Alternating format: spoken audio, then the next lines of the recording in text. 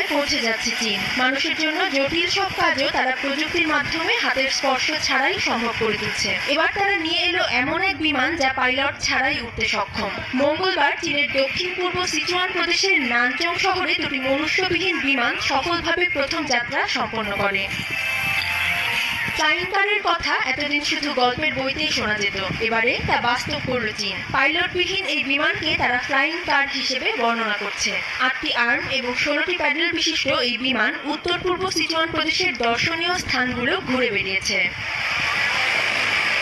মনুষ্যবিহীন এই আকাশযান স্বল্প উচ্চতায় ভ্রমণ করবে। বিমানটি চলাচলের জন্য এবছরের শেষ নাগাদ চীন 76 কিলোমিটার লম্বা ভ্রমণপথ তৈরি করবে বলে জানা গেছে।